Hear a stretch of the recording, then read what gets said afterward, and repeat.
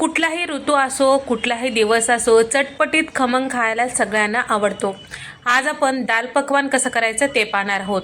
तर इथे मी चना डाळ आणि 1 कप घेतलेला आहे आणि मुगाची डाळ पाव कप इतकं अख्खे मूग छान असं 5 ते 6 तासापूर्वी भिजत ठेवलेलं होतं।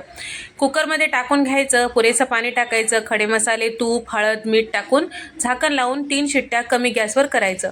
तोपर्यंत इथं आपल्याला पकवानसाठी पीठ भिजवून घ्यायचं आहे। 2 कप मैदा आणि त्याचबरोबर थोडंसं रवा, जिरे, ओवा आणि त्याचबरोबर थोडंसं मीठ, तेल टाकून हे सगळं छान व्यवस्थित मिक्स करून घेतलेलं आहे। तर या ठिकाणी पीठ छान तिंबून घ्यायचं आहे, झाकून ठेवूया आणि तोपर्यंत दाल पकवानसाठी लागणारं दालची फोडणी देऊया।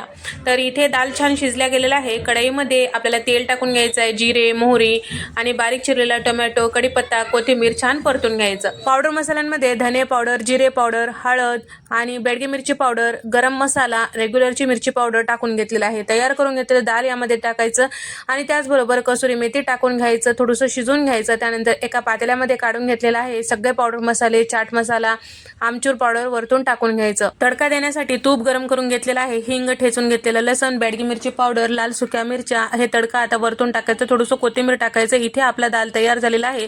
पकवान करण्यासाठी इथे पातळ अशी पुरी लाटून घ्यायचं, छिद्र करायचं आणि कमी गॅसवर लालसर होईपर्यंत भाजून घ्यायचं।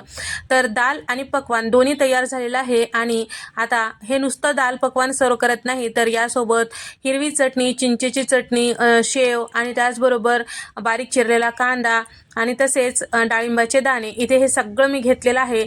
पहिल्यांदा आपल्याला पुरी ताटात ठेवून घ्यायचं आहे आणि त्यावर मस्त दाल टाकायचं आणि घेतलेले सगळे जिन्नस टप्प्याटप्प्याने टाकून घ्यायचे।